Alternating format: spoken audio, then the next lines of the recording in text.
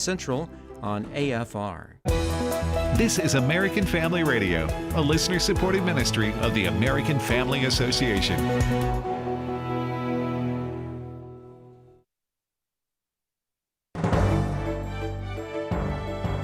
American Family News, I'm Robert Thornton.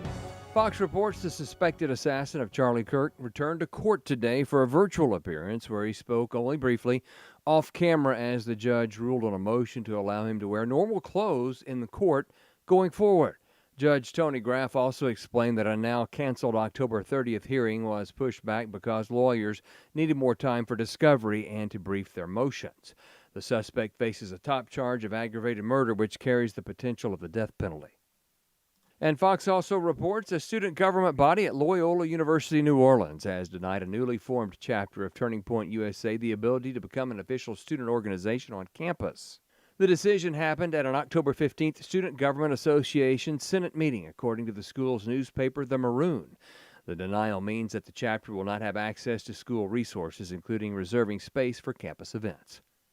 President Trump arrived in Japan to talk trade days before he's scheduled to meet with his Chinese counterpart in South Korea. Here's Fox's Jackie Heinrich. Sanae Takaichi, who became Japan's first female prime minister last week, is Shinzo Abe's protege, and she hopes that relationship and also a pledge to ramp up defense spending will endear her to President Trump as Japan struggles to uphold a deal made by the previous administration to invest more than $500 billion, that's about 10% of Japan's economy, into the U.S. to avert higher than 15% tariffs. President Trump landed to a royal welcome, and he joined in the dancing himself as Japan has struggled to implement this deal, which allows the White House to pick the investments that Japan has to enact within 45 days, or else the tariffs go up. Jamaica is bracing for Hurricane Melissa as officials there warn residents to prepare for flooding. Fox's Jessica Rosenthal reports. The Meteorological Service of Jamaica is warning of as much as 30 inches of rain across eastern and some south-central parts of the island, with storm surges as high as 13 feet. The Meteorological Service Director, Evan Thompson, warned people to get to higher ground if they live in lower-lying areas. If you think that you're free from that, think again, because the heavy rains will also affect you. The strong winds reaching tropical storm force could still continue to affect you as we go through the day on Tuesday. That's all the way through tomorrow. Haiti is also expecting heavy rainfall, and the National Hurricane Center in the U.S. warns of life-threatening flash flooding and landslides in both countries, especially in hilly or mountainous areas. Jessica Rosenthal, Fox News. The storm is to affect Cuba late tomorrow night or early Wednesday morning. The National Hurricane Center says for eastern Cuba, storm total rainfall of 10 to 20 inches with local amounts to 25 inches is expected. Over the southeast Bahamas, total rainfall of 5 to 10 inches is expected tomorrow into Wednesday.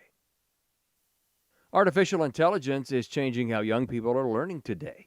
A young girl shared how she uses AI in school. More from AFN's Bronson Woodruff. Alpha School is a chain of private schools. It's a K-12 school network here in the U.S. It uses artificial intelligence adaptive software to give customized and personalized education and coursework based on a student's individual pace and level. Everest Nevermont is a young student who attends one of these schools. She shared her experiences on Fox. AI can help you from anything from figuring out a math problem that you don't understand to redesigning your whole daily schedule. So I think learning how to use AI is just really good. It's a really good life skill for anything you do in life. The anchor asked the girl if she feels that she does not have to learn to do, for example, a math problem herself because she thinks AI will always be there in the future. Well, you still have to learn how to do the math problem yourself. Like for coding, if you don't learn how to code the AI won't be able to do what you want it to do. Nevermont described her lessons as way more efficient. Because in a normal school, you have all these other kids. One kid might be already done with the curriculum, but one kid is still a year behind. Here, it's teaching you exactly what you need to learn to finish. So you end up learning twice as fast and still getting everything you need to know. She added she and her peers use ChatGPT to help come up with essays, then revise and improve them. I'm Bronson Woodruff. That's all our time for now. Go to afn.net to see more. I'm Robert Thornton.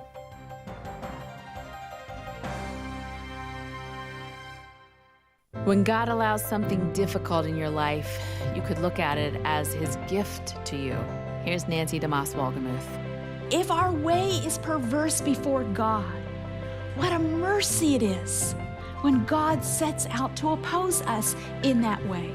God's way of getting your attention on the next Revive Our Hearts with Nancy DeMoss Walgemuth.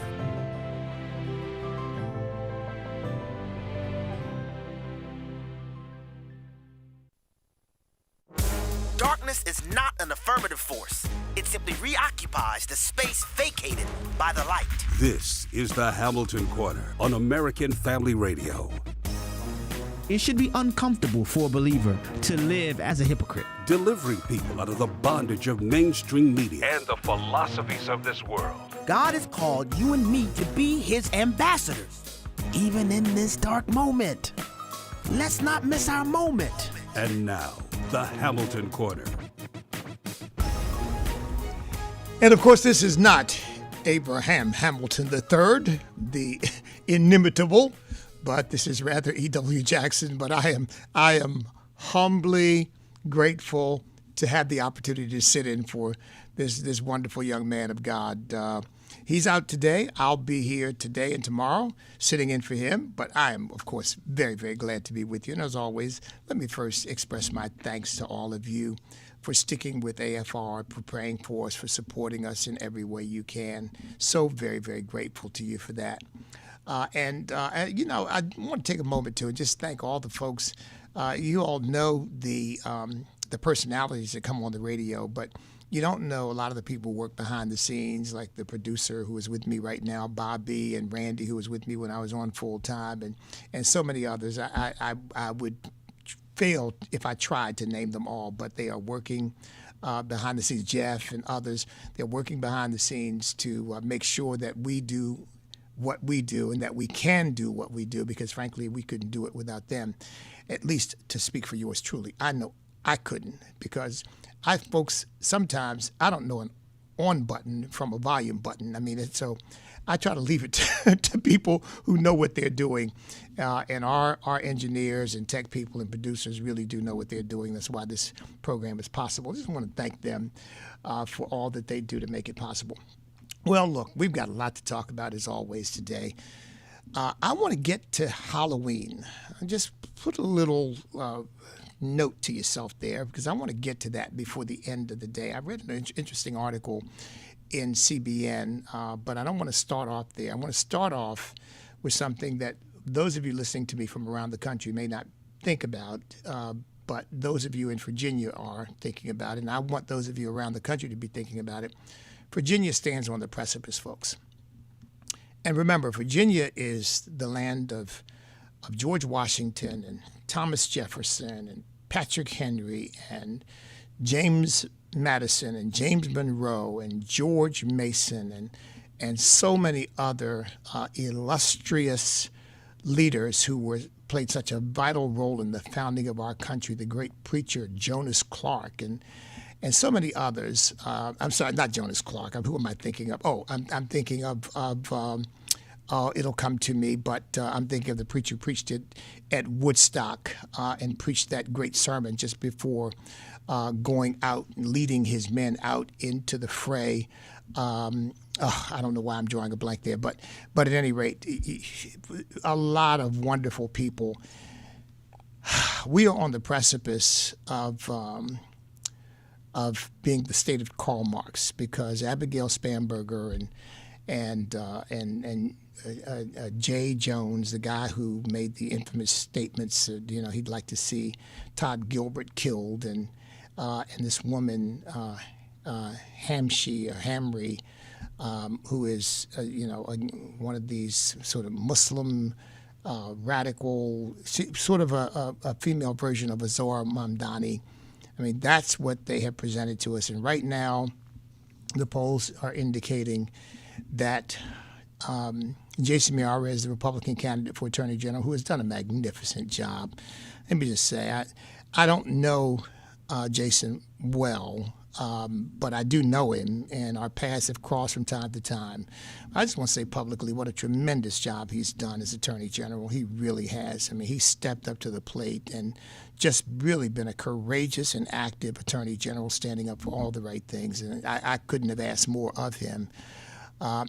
And he is running ahead, and it looks like he is going to win The other two candidates are running behind the other three candidates. We have two candidates for lieutenant governor, one who is on the ballot, one who is running a write-in campaign because the candidate on the ballot is an openly practicing homosexual, John Reed. I cannot vote for him in good conscience, and many Christians feel the same way. Even though he is the Republican nominee, there is another person running who just failed to get on the ballot, but he's running a write-in campaign, another John Curran. I will be voting for him.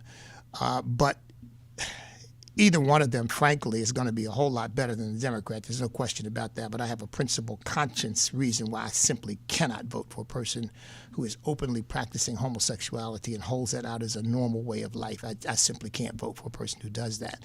So obviously I'm not voting for the Democrat either because John Reed is wrong about that, but he is right about a lot of things. This woman is right about nothing.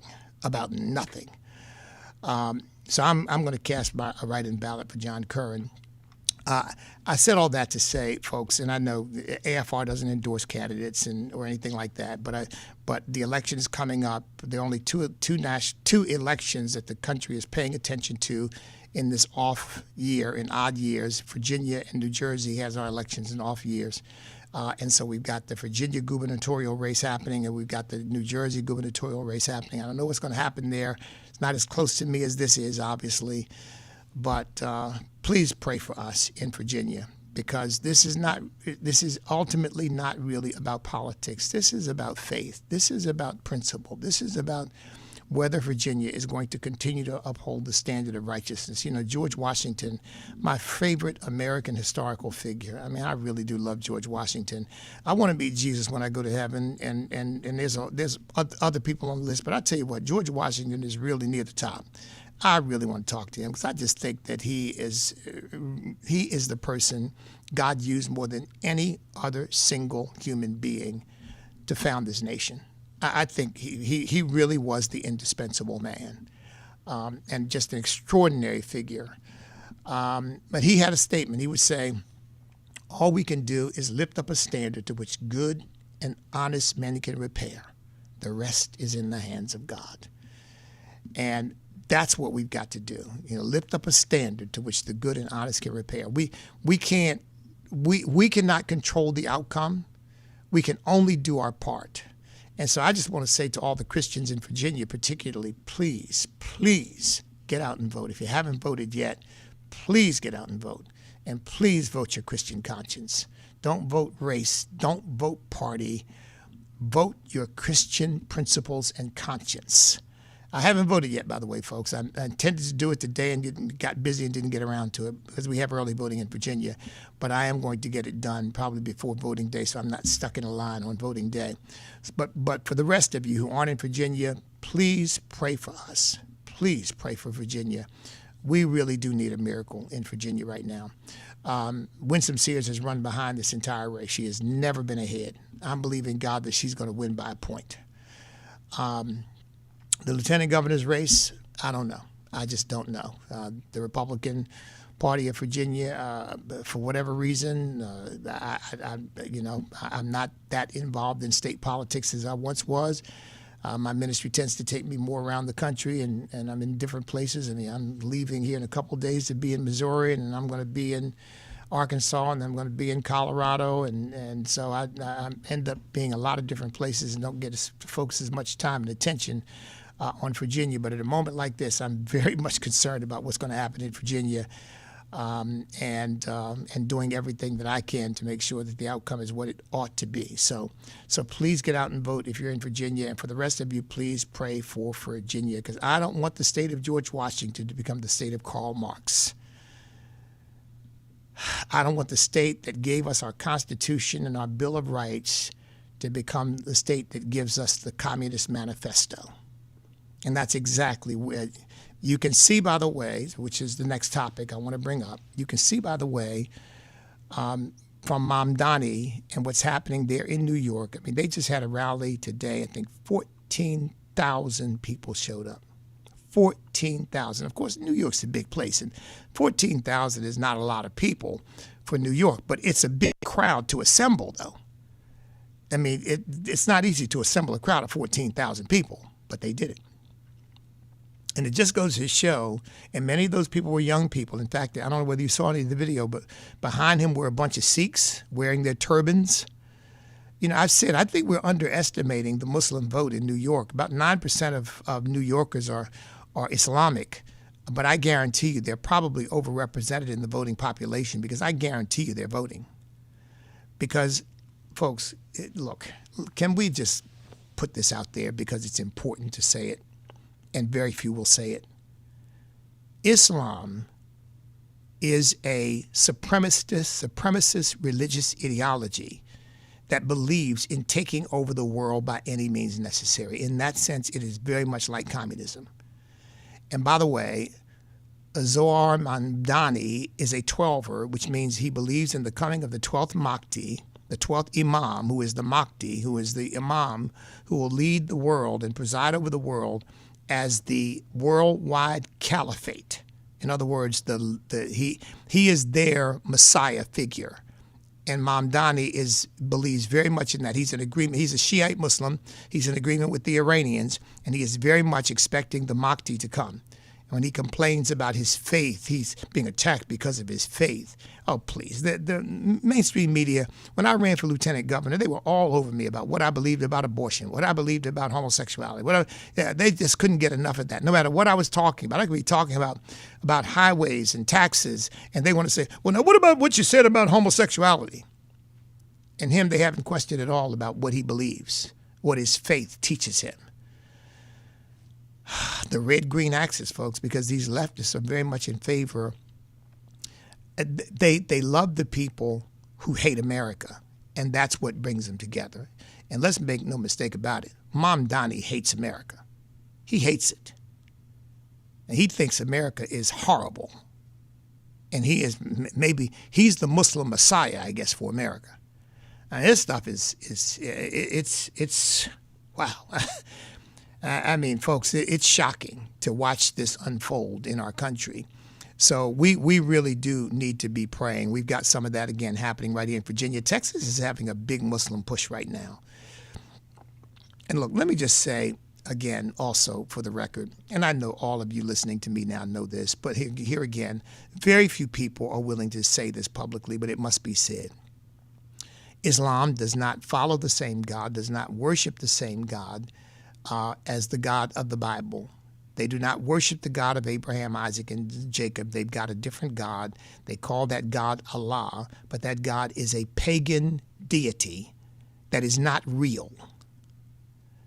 Because this God has said that God does not beget, neither is he begotten, but the true and living God said, God so loved the world that he gave his only begotten son, that whoever believes in him would not perish but have everlasting life. They are a false but ancient cult. That's all they are. They were birthed in violence. They continue to be a violent cult. And everybody who gets really into the orthodoxy of Islam turns violent, because Muhammad is their example. And Muhammad was a violent, bloodthirsty warlord. He is their ultimate example of what a good Muslim is. So let's not kid ourselves here. Now look, we're in America. If you practice whatever religion you practice and you practice it peacefully, you have the right to practice it, and I support your right to practice it. But that doesn't mean I respect what you practice or agree with what you practice, or that I'm not going to criticize what you practice, because I've got a right in practicing my faith to critique anything out there that I know is false. And the Word of God says we're supposed to hate every false way. We don't hate the people, but we hate the false way. And Islam is a false way. And it looks like they're about to elect one in Virginia to lead them as mayor. Sad. Very, very sad. Okay. Wanted to get that out there, and we've got a number of other topics that we're going to get to.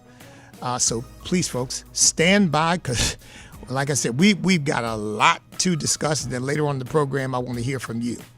I'm E.W. Jackson, sitting in for Abraham Hamilton III here on American Family Radio. Back in a moment.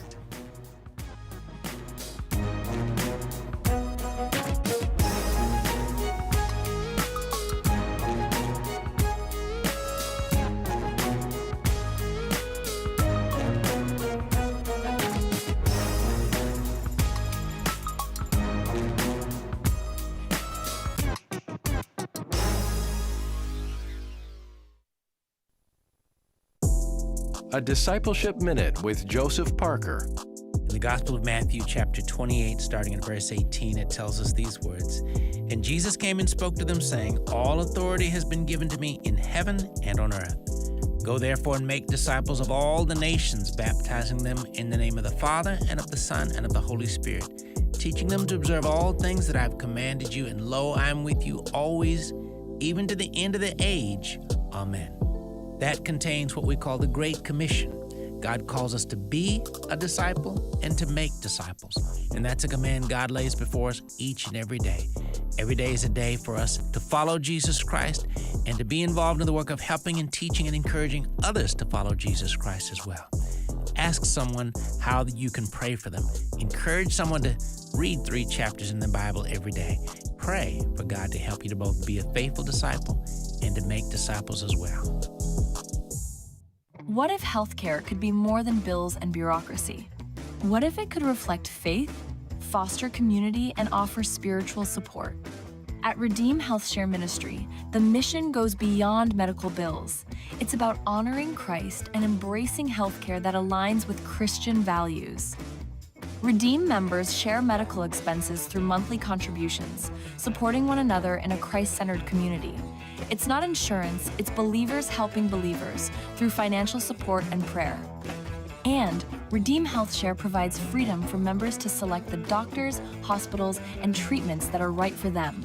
No networks, no restrictions, just faith-driven care. From everyday checkups to unexpected medical emergencies, Redeem offers flexible programs and encouragement rooted in Scripture.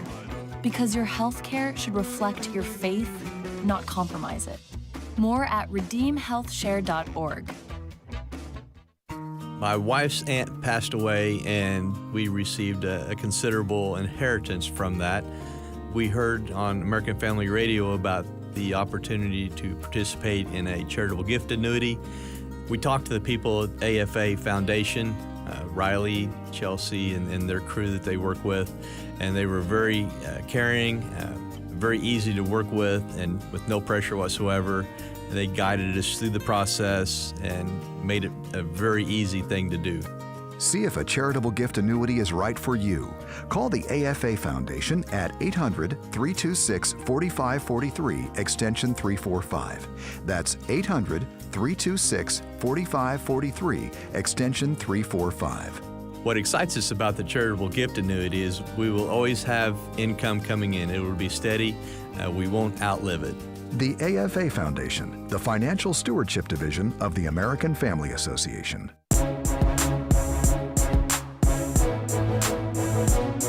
Shining light into the darkness. This is the Hamilton Corner on American Family Radio. Bishop E.W. Jackson in for Abraham Hamilton III. It's an honor to sit in the seat for him today. Be with you again tomorrow, I suspect. And in the meantime, folks, we've got a lot of important matters to discuss. I ask for your prayers for Virginia. Thank you, because I know you all hear and answer. For those of you in Virginia to get out and vote your Christian values, I know you're going to do that if you haven't already. Let's get to another topic. And, of course, I talked a little bit about what's going on in New York, which is just a sad, sad affair. It really is. That this wonderful city is really becoming a haven of demons. And he's apparently about to be chief among them. But look, I want to come to something else. Chicago is really, it is a basket case. And this mayor, Brendan Johnson, this guy is, he is, words almost escape me. Because you hear about this latest controversy, some reporter asked him about ICE working, about the city of Chicago working cooperatively with ICE in order to find and deport illegal aliens. And he went off. Illegal aliens? What have you been looking at, some sci-fi movie? Now, first of all, you want to say, dum-dum, the word alien borrowed and used in entertainment culture to describe a being, a fictional being from another planet somewhere, is not the original meaning of the term. It is a legal term which means foreigner. That's all it means. An illegal foreigner is a person who is in our country from another country who does not have the legal right to be here. And I don't call them immigrants. I stopped calling. To me, it's now illegal alien invaders, because that's what we had under the Biden administration. We didn't have immigrants coming into our country. We had an invasion. And who knows what the number is. I said I really believe that the number of illegal aliens in the country right now is probably between 30 and 35 million. I don't know. President Trump setting up the situation in which people start self-deporting is really going to be the ultimate way this happens, by just turning the heat up so much that people just say, well, you know what? I'm gone, because I can't get I can't get a good night's sleep. I'm constantly looking over my shoulder. And to me, that'd be a good thing. Then they deport on their own. And they've offered them, say, if you self-deport, you can come back and apply for citizenship. But if we deport you, you are gone forever. You can never come back. By the way, one of the things that I said when I was running for president, I said I would make it an absolute rule that if you are caught here as an illegal alien, we deport you, you have no right ever to apply for American citizenship, ever. That opportunity is completely gone. That's why I'm so grateful to God for President Trump doing things that I thought of and nobody else even talked about other than him. So grateful to God for that. But he says to this reporter, I'm not going to use a racist term like illegal alien. He said, yeah, but it's the legal term, and it is. It's the legal term. He says, well, slave was once the legal term. What do you want me to call my people? Notice the language, my people. What does that even mean, my people? You're the mayor of Chicago. You're talking about Chicagoans? Well, I believe Chicagoans are from different racial or ethnic backgrounds, but he's not talking about them. My people. He's only talking about people of African ancestry, people who he considers to be black. And by the way, he only considers them to be black if they're in agreement with him. But you want me to call my people slaves? Well, slavery ended 160 years ago. So what is he even talking about? As folks, this is why I've dubbed this racial obsession syndrome. This is a psychological malady. This man is sick morally. He can navigate life. He's not psychotic, but he is definitely neurotic. There's really something wrong with his whole moral compass, that he gets all worked up about that and then brings up slavery. What's this got to do with slavery? These people are in our country illegally. They do not belong here. And they never address that. It's as if the law simply doesn't matter. The only thing that matters is their own moral sensibility. And it's not because they don't have any morals. What matters is these people offer me the opportunity for power in the future, and I'm going to do everything I can to take care of them, to cultivate them, to give them benefits, to do whatever I need to do to protect them, to keep them here, because eventually they are a pathway to power for my party. That's all this boils down to. Other than that, they could care less about these people. I'll tell you, it exasperates me to hear such talk. We've started in my organization something called the Deracialization of America, and our first project under that is something I'm calling the King Douglas Forum. And what we're going to do there is begin to challenge some of these stupid ideas that these people are propagating about race. America's systemically racist. Really prove it. Prove it. Now, yeah, you might go back 100 years and say, well, this happened, that happened. Okay, I'll grant you that. We don't have a perfect history on anything because we're not a perfect people. And we don't live in a vacuum. We live in the world at large. Our country was birthed into the world at large in the 17th century. Well, technically became independent in the 18th century, but in 1776. But we existed within a context of the world, and we are subject to some of the same vagaries and mistakes and errors of the world at large, the world which we inherited, which our founding fathers inherited. But no nation has been as great a champion for freedom as the United States of America. And this notion that we are systemically racist and that all white people are racist and all, I mean, this stuff is just political propaganda. It's nonsense.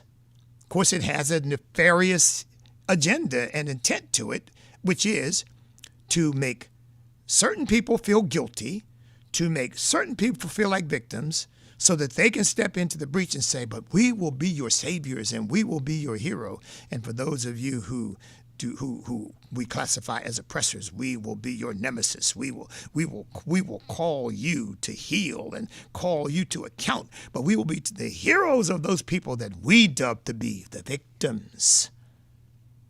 I am nobody's victim. And I've never been a slave. I am free. And I'm free because I am an American. And God gave me this freedom, and I live in a country that recognizes my liberty as a God-given attribute of who I am and what I am as a human being.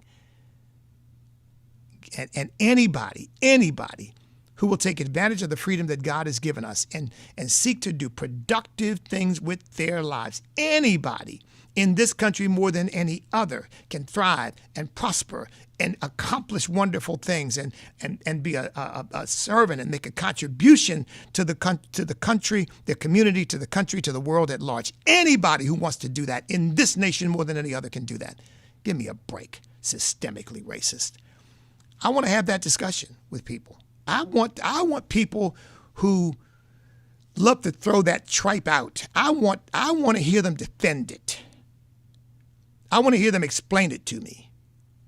I want to hear them to tell me that all the black men in prison are in prison because of racism. I want to hear that. I want to hear that explanation about the murderer, about the rapist, about the robber, about all the other black people that they've killed. I want to explain it to me that they were just picked up off the street and just thrown into prison because they're black. Please defend that proposition. Well, you can't. Did you all see the video of that woman challenging this woman on abortion and on its impact on the black community? It was two black women talking, and the one who was defending abortion was larger. She got so upset with this woman just using facts and logic to challenge her, she punched her in the face. Because she didn't have any answers. She didn't have any facts. She didn't have any truth. All she had was violence, which she didn't know just proved that she had absolutely nothing to offer. That's a discussion we need to have. You know, Charlie Kirk has really inspired me on this. We need to give people a chance to show themselves how dumb they are.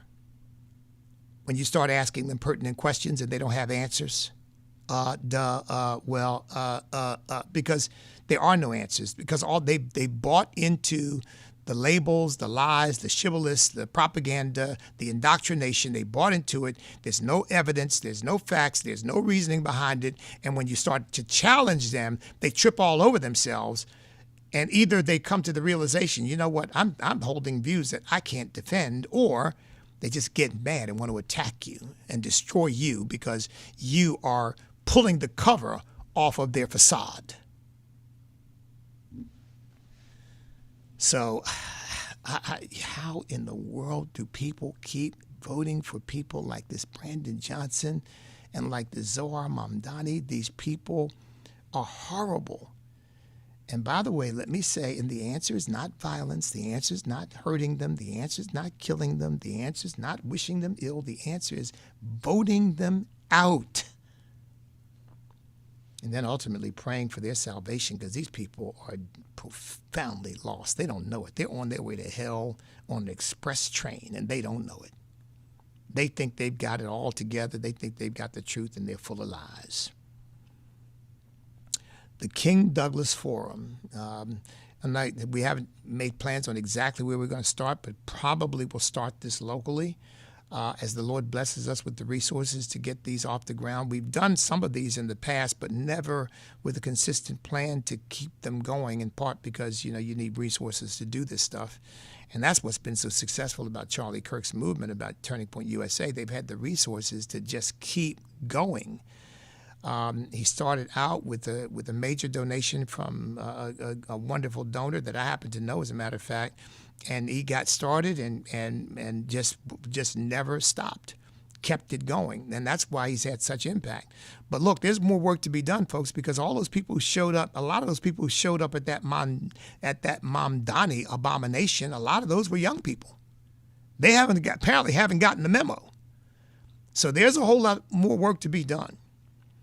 Let me hit two other things, and then we're going to get to a break. And when I come back, I want to take your calls.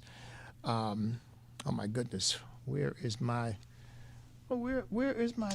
telephone number? How do I do that? I don't have that in front of me. I normally do. Oh, here it is. I think this is it. There we go. 888-589-8840. 888-589-8840 is the number. Oops. Excuse the noise, folks. 888-589-8840 is the number. This White House ballroom deal, let me just address this for a second. You know, here's the sum total of my response to these people with all this consternation about a White House ballroom that no taxpayer is going to have to contribute a dime for, that is going to add a wonderful element to the White House because now they'll be able to hold larger events without having to go outside, which is a great security measure, and also just provides a great convenience for the President of the United States. So he doesn't have to leave the confines of the White House to do some of these larger events that they might want to do. And for those people who are all worked up, this is a sign that he's a dictator. I mean, get a life. That's all. I mean, get a life. Hey, that's some of the people have gone through an analysis. We've had 5 major renovations of the White House. 5 major renovations. Truman, I think, did the largest one. When a president comes into office, he may look at things about the White House and realize, this could be better. And I think President Trump has looked at the limitation on the size of events that they can do in the White House and thought, it'd be great if the White House had a ballroom. That way we could have larger events in the White House. What is wrong with that? He's not taking it with him when he goes.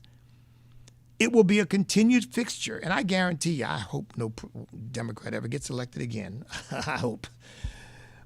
But if one does, I guarantee you they will use that ballroom.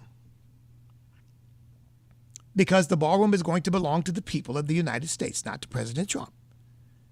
And all the resources being poured into building it are a gift to us, the people, because it is the people's house. It ultimately belongs to us. And we allow a tenant to live in there for 4 years and then maybe give him a 4-year extension on his lease if we like him. And he gets to stay for 8, but then he's got to go.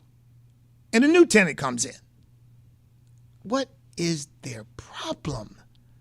Well, we know what the problem is. They're so obsessed with hatred for President Donald J. Trump that there's just absolutely nothing that he can do that would ever cause them to even, how long their commendation of the peace agreements that he's engineering in Israel, in the Middle East.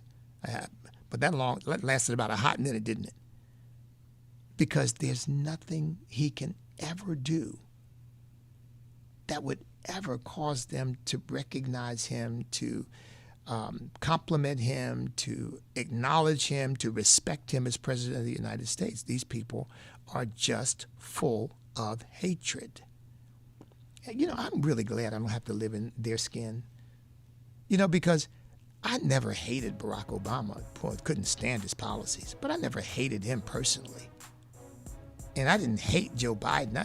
Thank God, I don't want my life poisoned with hatred for people because I don't agree with them. And because I don't like the things that they do. I may hate what they do, but don't hate them. But these folks are full of hatred for President Trump. All right, 888-589-8840 is the number. When we come back, I'll start taking your calls.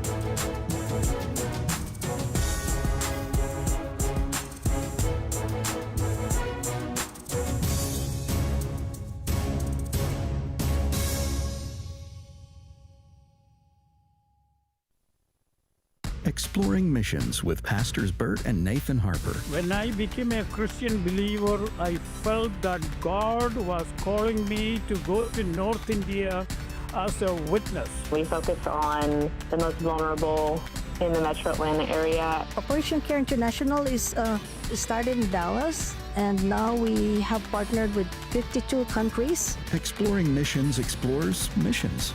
Find it on the podcast page at afr.net. AFA Stream is a resource for life-changing instruction and information, a source of wholesome entertainment and relaxation, plus access to some of your favorite AFA shows. You can watch a lot of content for free, or you can become a Great Commission partner. Then you'll not only open the door to everything AFA Stream has to offer, you'll get benefits like a subscription to The Stand and some really nice exclusives. Why not get started today? It's easy. Visit stream.afa.net. Is the ceasefire a setup? This is David Wheaton, host of The Christian Worldview. President Trump recently brokered a ceasefire between Israel and Hamas.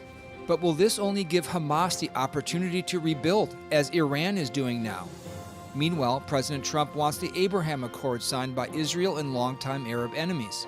Plus, there is a strong push for a Palestinian state.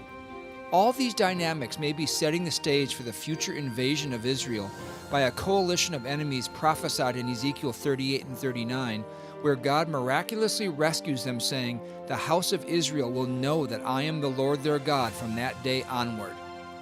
Hear our most recent program on this topic with geopolitical analyst Soren Kern at thechristianworldview.org, and then tune in this weekend as we discuss whether the UK has reached a societal tipping point. Listen to The Christian Worldview with David Wheaton, Saturday mornings at 8 Central on American Family Radio. Do you believe in the absolute inerrancy of God's holy word? Do you believe in the power of the Holy Spirit to radically change lives and empower us to live like Christ?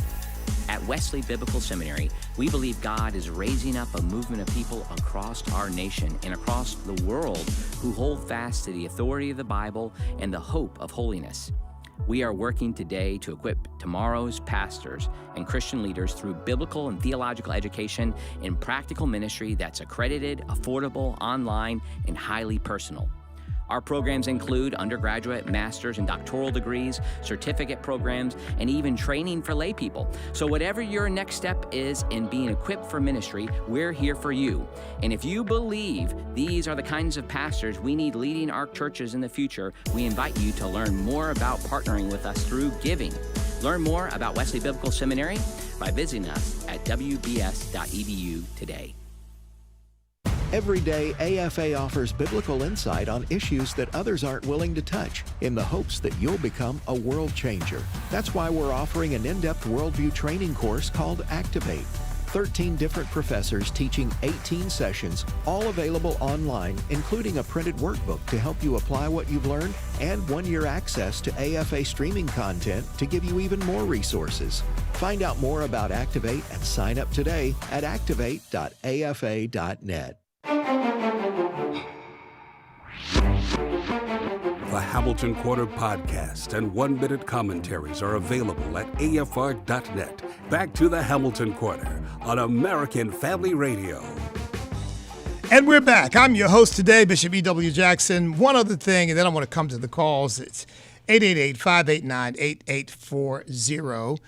And that is Halloween, because I read an article in CBN magazine that pointed out that we meaning the American people, usually spend about $10 billion a year on Halloween, that it's the second most expensive holiday on the calendar, which I didn't realize. Second, let's see, the only thing, what do we spend more money on other than Halloween? I'm pretty sure that it's Christmas. But this year, apparently, we're projected to break a record in 2025 and spend $13.1 billion on Halloween. This article is written, it's really kind of a commentary by someone who says former witches and people who participated in Hollywood. Well, that's it, about the same, isn't it? In Halloween, urging Christians to not participate in Halloween because of the things that they know, the demonic forces that they know are behind it. Now, when I got saved, I stopped participating in Halloween. As a kid, I did. When I got saved, I stopped because I couldn't reconcile it. The ghouls, the goblins, the death, and all of that, the witches, the warlocks, and I couldn't reconcile it with what the Scripture says about all that stuff. But I was rather surprised to find that there are Christians who get right into it and participate in all of that. So I don't know if it's because they just don't have the revelation or because it's a matter of tradition, they think it's okay.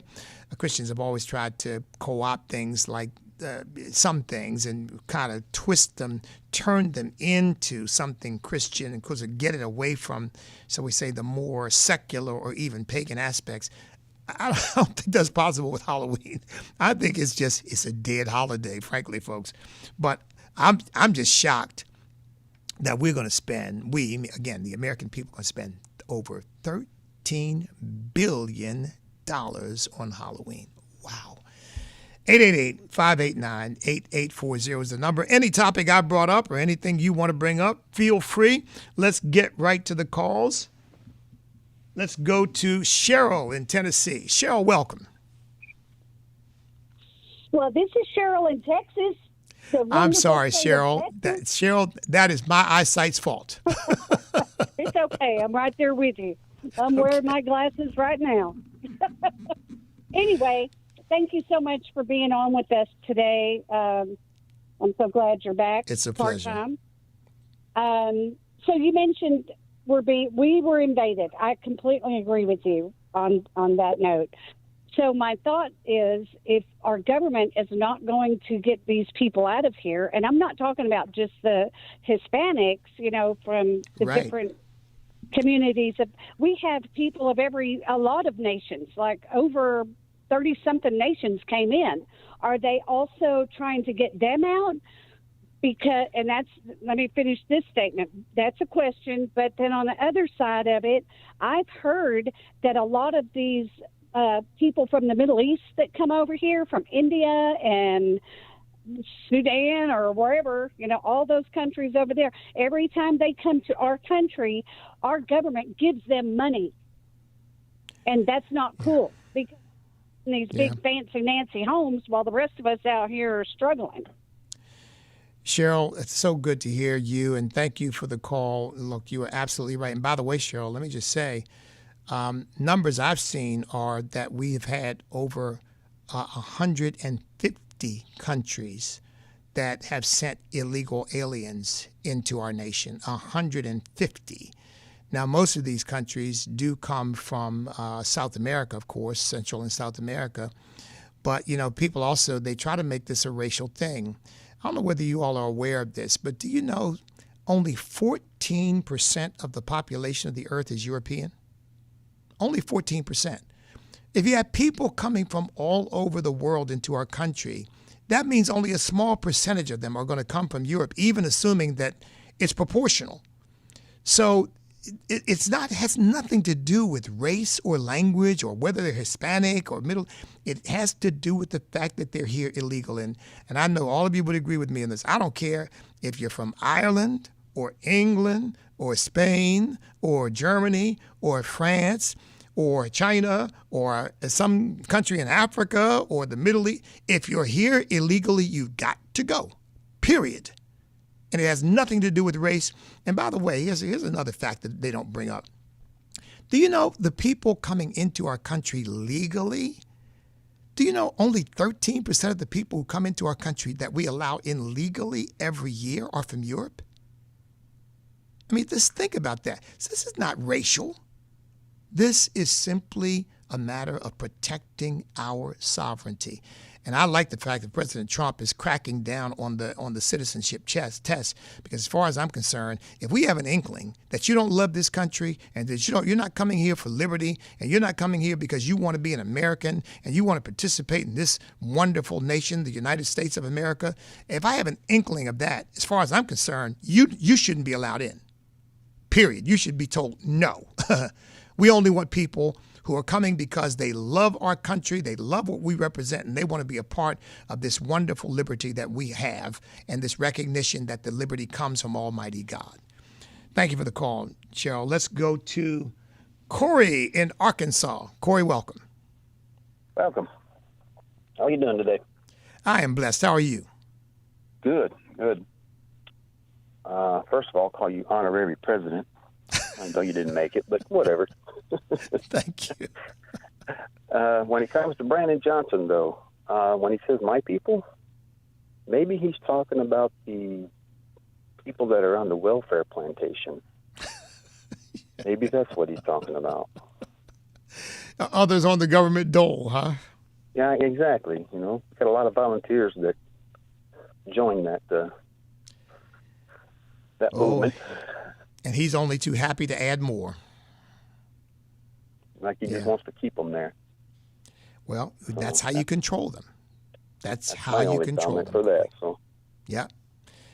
Wow, Corey, thank you for the call. You've raised a very important issue, and I've said this before. The spirit of the Democrat Party has not changed. It's still the party of slavery, but it's not physical slavery. It's psychological slavery. It's dependency.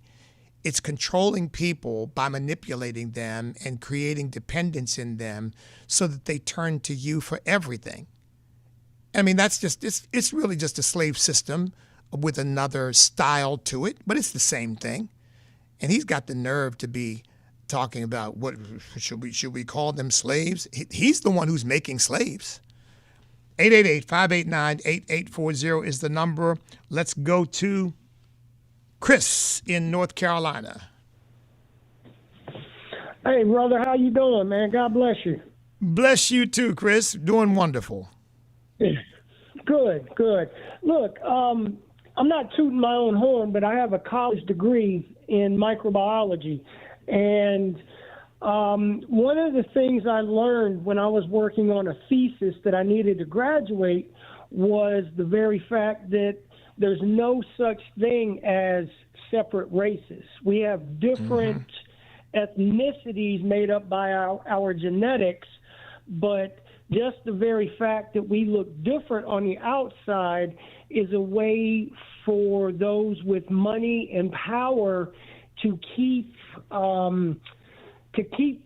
in power as long as you can get these two people groups, fighting one another.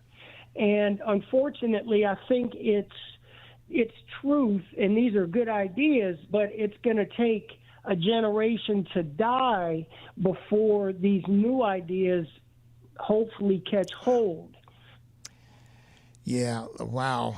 Again, Chris, man, you really hit the nail on the head. Thank you so much for the call. And by the way, as I pointed out many times, this didn't begin when people began to travel the world and find people who look differently than their home demographic. This was practiced on every continent among people who all look the same. I mean, the Russian serf system was a slave system. And who were they practicing the slavery against, of serfdom? Against other Russians. The British were trying to enslave the Irish, and the Irish looked just like the British. Chinese people were enslaving other Chinese people. Africans were enslaving other Africans. I mean, this has nothing to do with skin color. This has to do with the fallenness of the human being. As I've said many times, it's not the skin, it's the sin. Thank you, Chris. Let's go to Gary in Florida. Gary, welcome. Hello, sir. You asked why people, Christians, participate in Halloween. I'm 71 years old, but we did when I was a child. My dad was a Southern Baptist minister. Now, back then, it wasn't near like, there'd be a few pumpkins, jack-o'-lanterns out, and a few ghost people in ghost costumes, but you didn't have all the ghouls and goblins, and we wore homemade costumes, tried to look like superheroes, which I think there was two of them, Batman and Superman back then. So I guess it had more to do with, let the children have fun, let them get some candy, as long as we're not getting into the evil stuff. Right. And look, I think you're right, Gary. Thanks so much for the call. I think you're right. I think there was an attempt, because I know when my children were in elementary school, my wife and I kind of struggled with this because they were having a Halloween party at the school, and we're thinking, oh my goodness, we didn't want our children to become pariahs and think, well, why are they not in school? They're not part of the. So what we did was we made up biblical costumes for our children and told them, well, you go tell them that you represent a Bible character, and we'll try to bring some light into the situation. So, that was sort of our compromise, to try to keep our children from feeling like they were being deprived of the fun. But you're right.